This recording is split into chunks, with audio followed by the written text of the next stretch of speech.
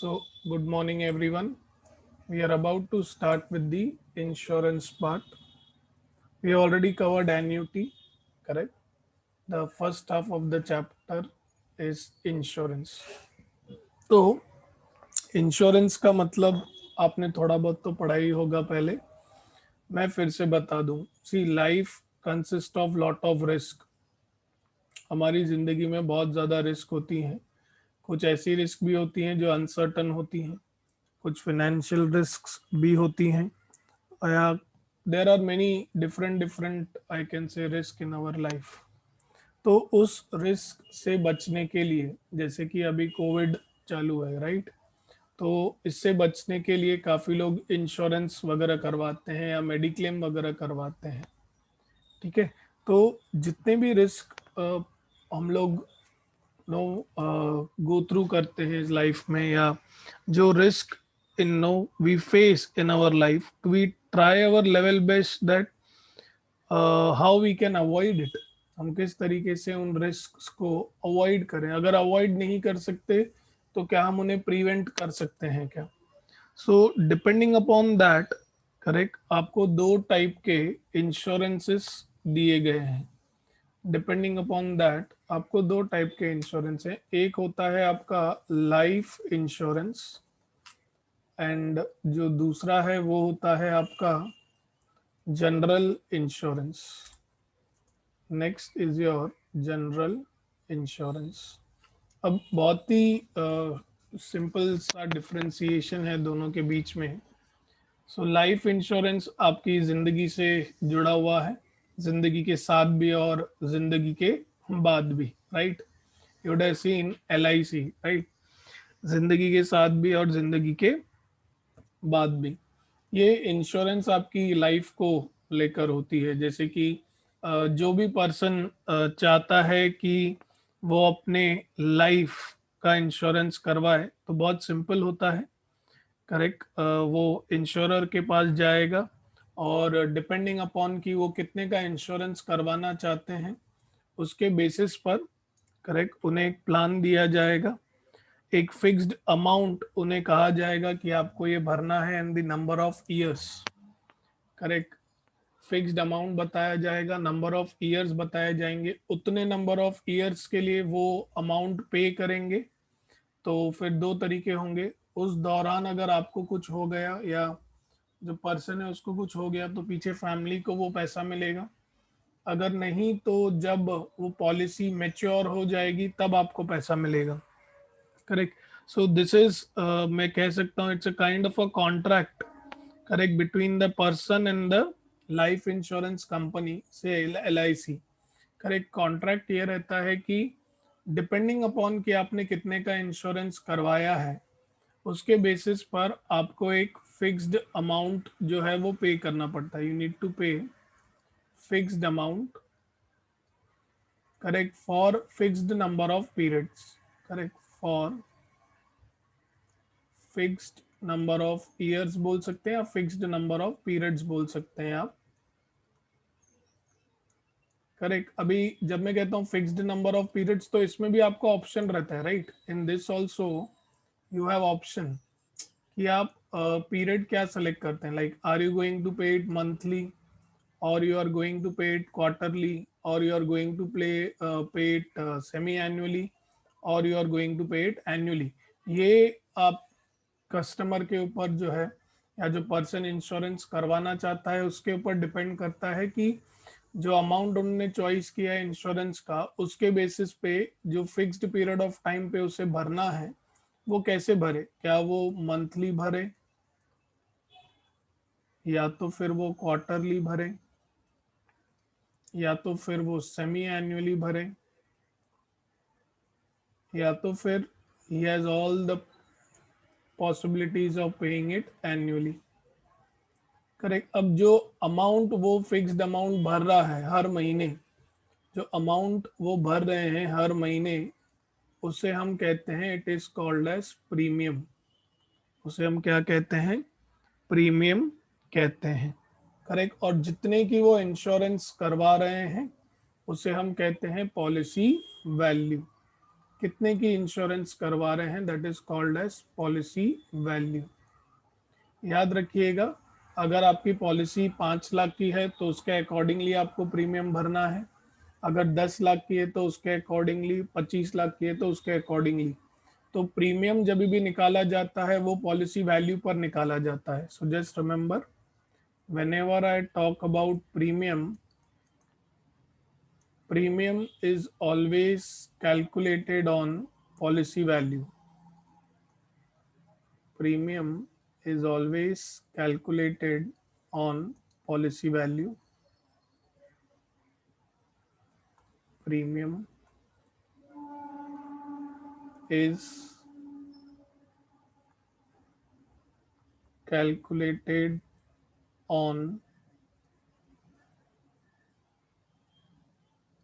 Correct policy value. Just remember this, यहाँ से हमें ये चीज समझ में आती है that premium is going to get calculated on policy value.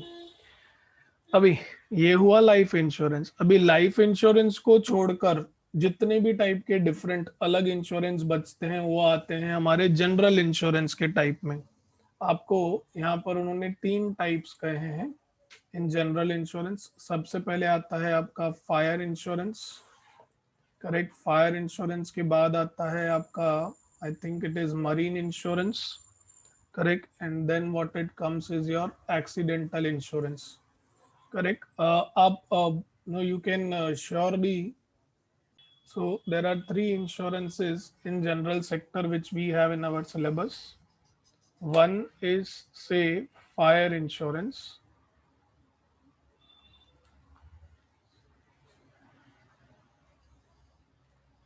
one is fire insurance, another one is marine insurance,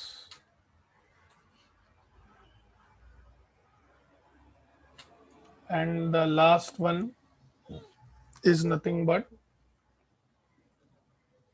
accidental insurance,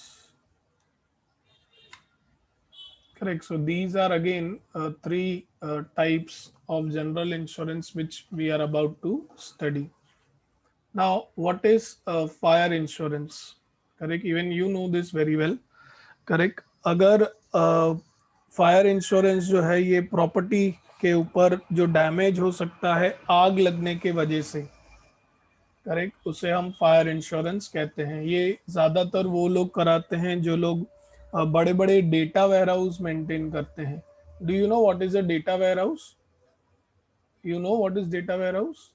so that is your fire insurance. अभी अगर आग लगेगी तो लॉजिक सी बात है, लॉस होगा। तो आप कोशिश तो करेंगे कि भाई जितना हो सके उतना लॉस कम हो। लेकिन लेकिन जब हम फायर इंश्योरेंस की बात कर रहे हैं, या फॉर एग्जांपल अगर मैं मरीन इंश्योरेंस की बात करूं, तो जैसे मैंने एग्जांपल आपको यहाँ पर दिया डेटा वेयरहाउस का, यहाँ पर मैं आपको दूंगा शिपिंग कॉरपोरेशंस जो होते हैं आपके, जैसे कि माजगांव डॉकयार्ड है, करेक्ट। ऐसे जो शिपिंग कॉरपोरेशन हैं कुछ गवर्नमेंट के भी हैं, करेक्ट। ये जो है बड़े बड़े कार्गोज होते हैं, ये बड़े बड़े कार्गोज क्या करते हैं, किसी एक पर्टिकुलर लोकेशन से दूसरे लोकेशन तक सामान पहुंचाते हैं।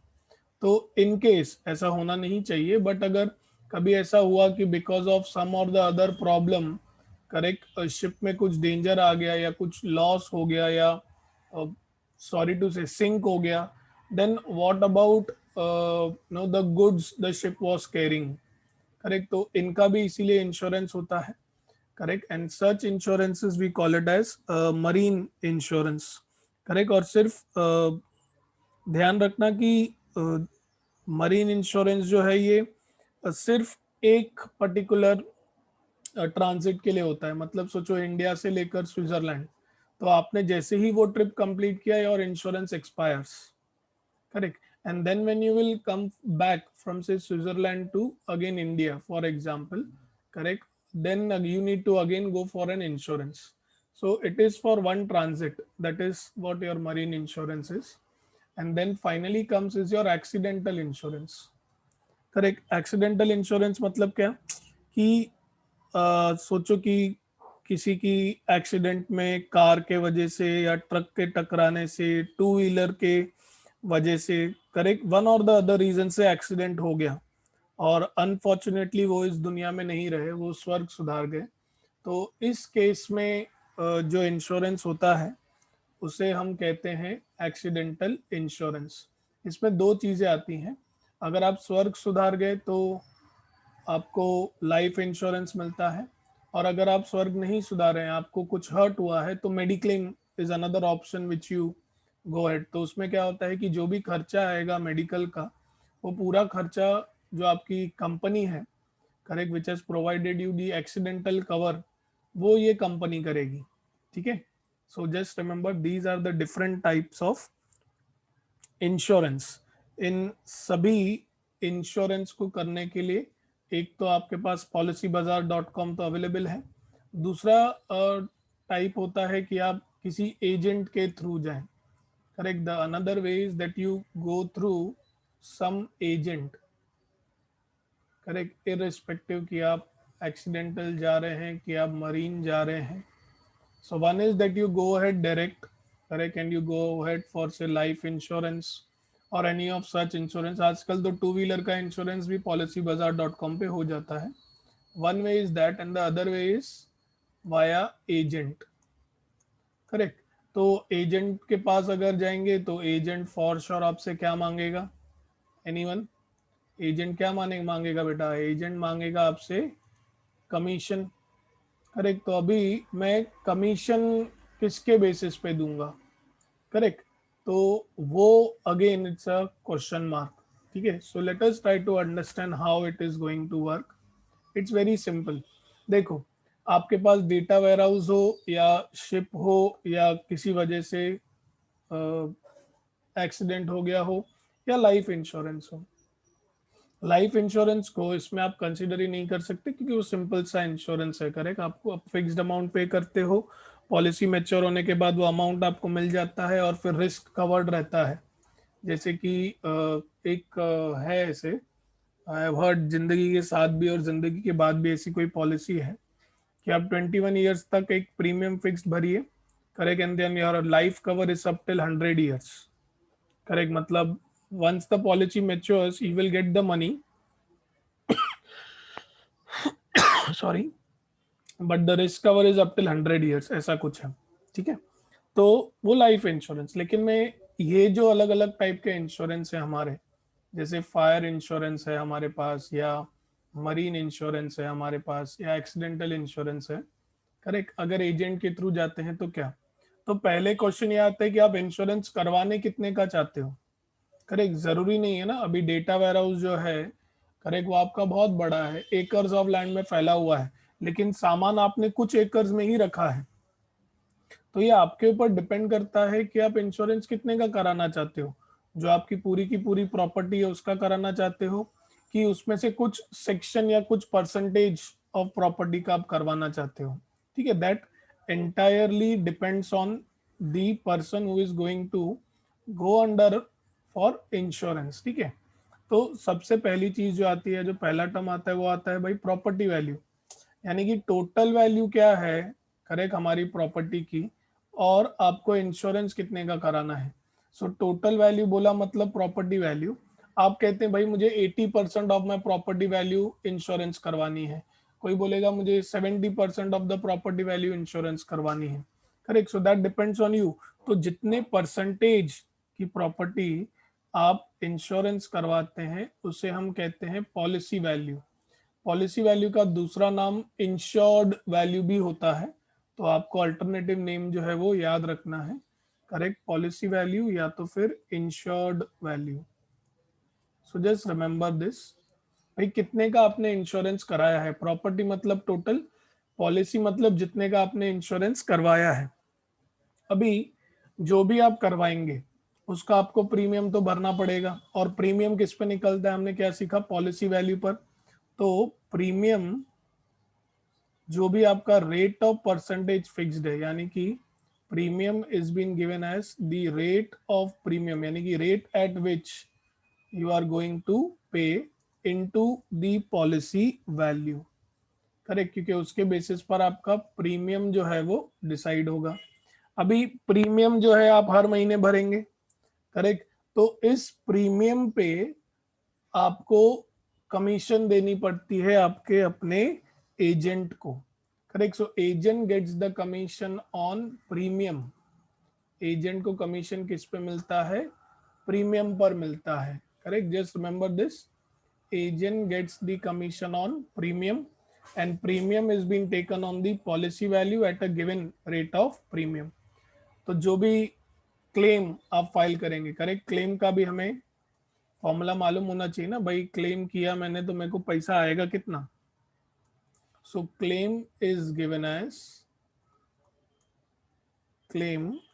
एज जो भी आपका पॉलिसी वैल्यू है, whatever is your policy value divided by the property value into loss, जितने का आपको लॉस हुआ है, that is the value of claim। So based on only these three concepts you have the entire chapter, that how you are going to find the claim, how you will find the agent's commission, so agent's commission is always been taken on a premium, and how you will find premium has been taken on a policy value, and what do you mean by policy value and property value. Based on this you have this entire section। so once again, property value means the total value, correct. Policy value और insured value means आपने total value में से कितना insurance करवाया है या कितनी property का इंश्योरेंस करवाया है। अमाउंट ऑफ प्रीमियम या प्रीमियम क्या होगा, it is been taken on the policy value at a given rate of premium. और फिर एजेंट कमीशन किस पर मिलती है, एजेंट कमीशन आपको प्रीमियम पर मिलती है। And then finally claim is what, policy value upon property value into loss. कई बार वो लोग पॉलिसी वैल्यू की जगह पे आपको इंश्योर्ड वैल्यू भी कहेंगे, correct. So you please need not get confused, correct. Insured value upon property value या insured value upon total value into loss, so you shouldn't get confused for the same। so these are the concepts which we must know before moving to this chapter। so exercise 2.1 sum number 1, just read it once। so solution number 1, हमें बोला गया है the find the premium, okay, हमें premium find करना है, we need to find the premium on a property worth ₹25 lakhs, मतलब उन्होंने हमें प्रॉपर्टी वैल्यू दिया है, प्रॉपर्टी वैल्यू इज 25 lakhs, ठीक है। At 3%, at 3% means they have given us the rate of premium, rate of premium they have given us 3%, correct। so first bit हमें दिया गया है the property is fully insured, जिसका meaning मैंने क्या निकाला, क्योंकि प्रॉपर्टी जो है फुल्ली इंश्योर्ड है, इसका मतलब मैं ये ले रहा हूं that my policy value is equal to property value, ठीक है। और हमें ये पता है कि प्रीमियम किस पे निकलता है, पॉलिसी वैल्यू पर निकलता है, तो premium is always been taken on the policy value. तो प्रीमियम हमने क्या पढ़ा है, it is policy value into rate of premium, policy value into rate of premium. तो हमें दोनों ही पता है, policy value is 25 lakhs into rate of premium is 3%, that is 3/100। तो 2 जीरो कट जाएंगे, करेक्ट, 3 जीरो बचेंगे 3 की टेबल में। 3 इंटू 25, 25 3 से आएगा 75, और फिर आ जाएंगे 3 zero, correct. So the premium will be 75,000। Correct. जब आप फाइनल आंसर लिखेंगे तो आप प्लीज लिखिएगा ₹75,000, ठीक है। Whenever you write the final answer at the end, you write down like this that it is going to be ₹75,000, क्योंकि जब आपको अच्छे मार्क्स मिलेंगे तो फिर इन बातों पे वो कभी कभी मार्क्स कट कर देते हैं, correct. So that's the reason, so just see to it that you surely go through it. ऐसे लिखना है आपको, ठीक है। चलो नेक्स्ट बिट क्या बोला है हमें, what is the next bit? The property is insured. Very good. Mansha has got the answer. The property is insured for 80% of the value. तो पहले मुझे पॉलिसी वैल्यू निकालना पड़ेगा, and my policy value will be 80% of property value. 80% of property value. Correct. So that is going to be 80 by 100 of 25 lakhs. 80 by 100 of 25 lakhs. So two zeros gets cancelled. So 25 fours is 100, then 8 it will become 200. So it turns out to be 20 lakhs. Correct. So this is going to be 20 lakhs. अब इसका भी हमें क्या चाहिए? Premium चाहिए. Correct. So we'll quickly find out the premium for the same. So the premium, when our property is insured for 80%, it is again going to be the policy value into the rate of premium. Correct. Policy value into the rate of premium. Very good, Nikhil. Policy value जो है, that is how much? Policy value is 20 lakhs into rate of premium is 3%, यानी कि 3 by 100, and that turns out to be 60,000. Then whenever you are writing the final answer, you write down the property which was been insured for 80% of its value.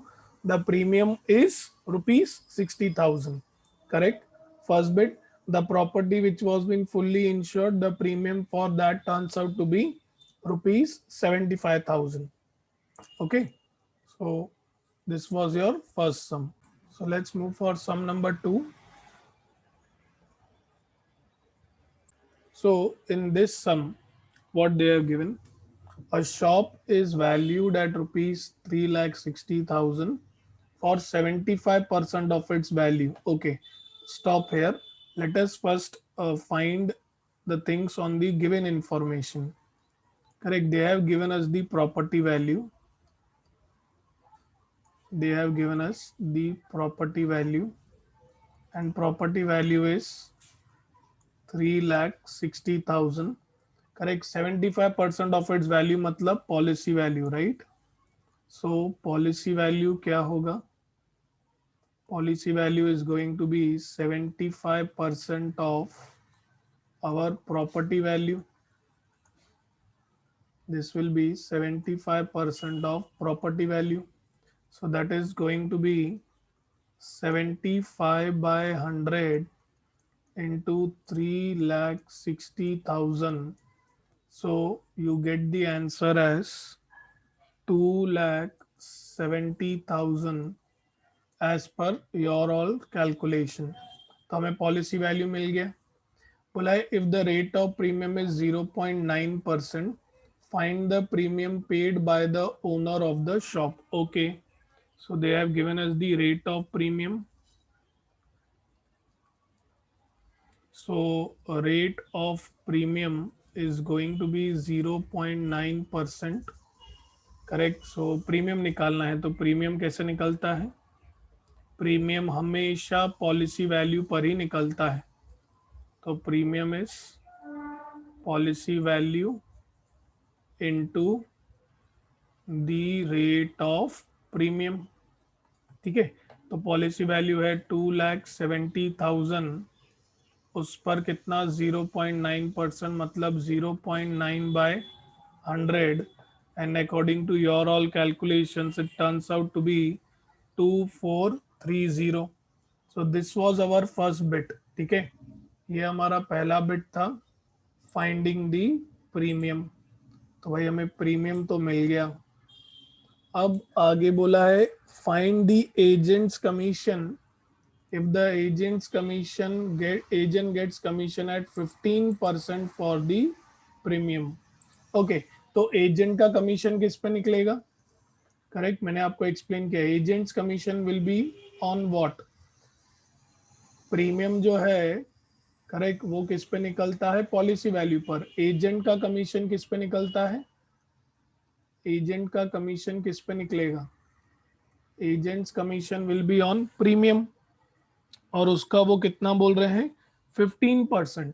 So agents commission is going to be 15% of premium. agent's commission will be 15% of premium. It means 15 by 100 of 2430, and according to your all calculations it turns out to be 364.5, correct, जिसको आप finally लिख सकते हैं ₹364.50, correct. So let us move ahead for sum number 3 now. This is sum number 3. So let us jump to question number 3. What it's given: a person insures his office valued rupees 5 lakh for 80% of its value. Okay, so let us first find out the meaning for this. So they have given us the property value. Property value, it is 5 lakhs. Policy value, it's 80% of its value. तो policy value कैसे निकालेंगे? Policy value will be 80% of property value. Policy value will be 80% of property value, that is 80%, 80 by 100 of 5 lakhs, correct, so that turns out to be 4 lakhs. So that becomes your policy value. So your policy value is 4 lakhs.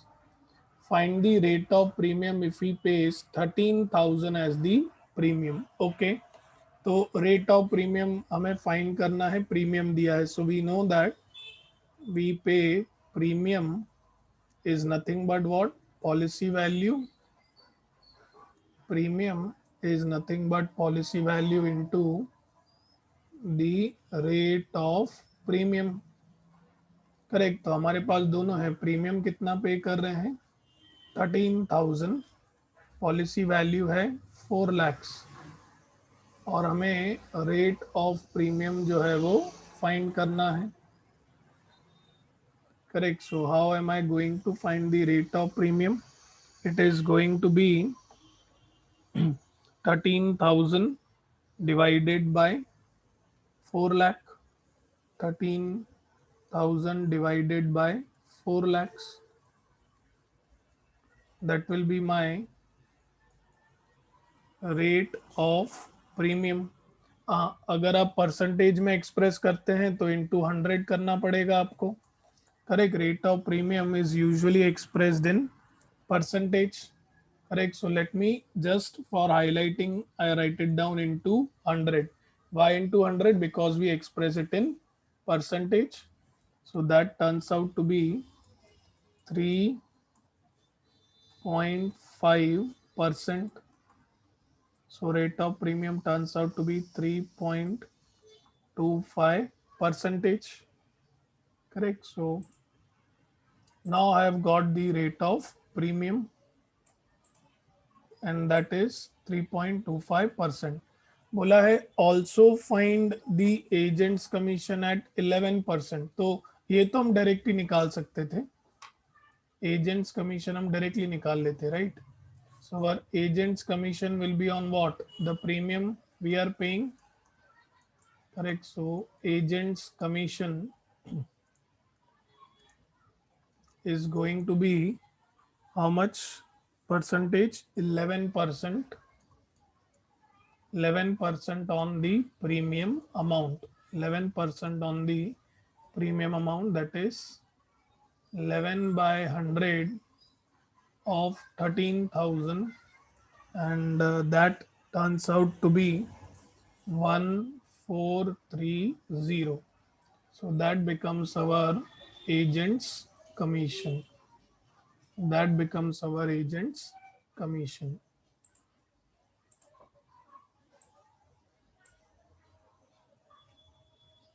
So after sum number 3, I would request you to go ahead for sum number 9.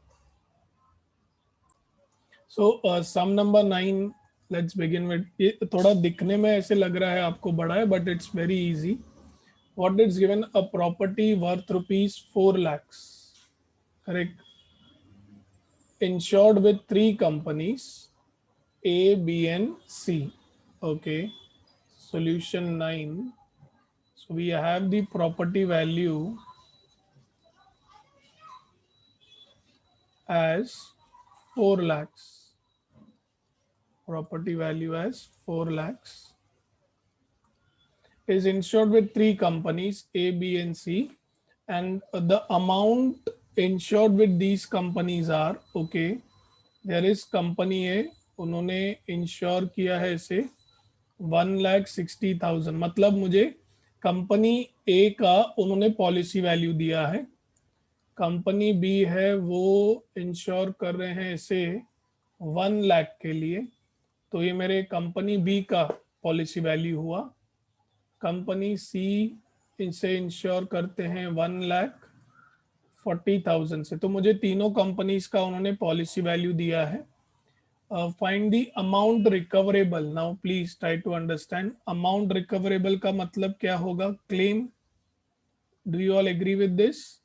Amount recoverable from each company in the event of loss to an extent of 9,000।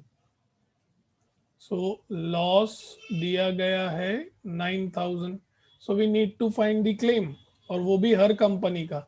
So formula is going to remain the same, right? There is a single formula for that. Finding the claim. Claim is what? Policy value upon property value. Sorry, policy value upon property value into loss. Correct. तो formula तो ये एक ही है, लेकिन आपको तीनों companies के लिए निकालना है। Correct, you need to find it for all the 3 companies. So let us begin with the very first company. So for company A,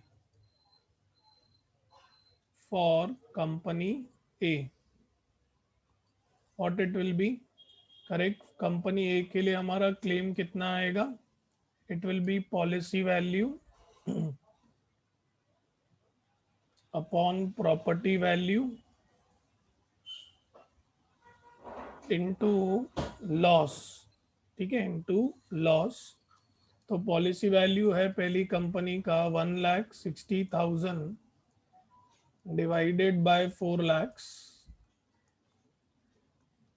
into loss is 9,000. So according to you all, the claim for company A turns out to be 3,600.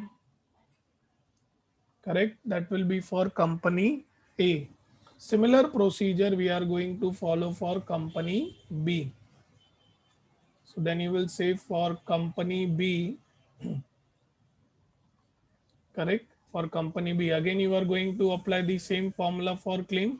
तो मैं 2 बार लिख चुका हूं, अभी आपको हर बार लिखना ही है, तो I am just leaving the space. आप पूरी फॉर्मूला लिखेंगे, प्रॉपर्टी वैल्यू और policy value upon property value. I am moving ahead with the solution.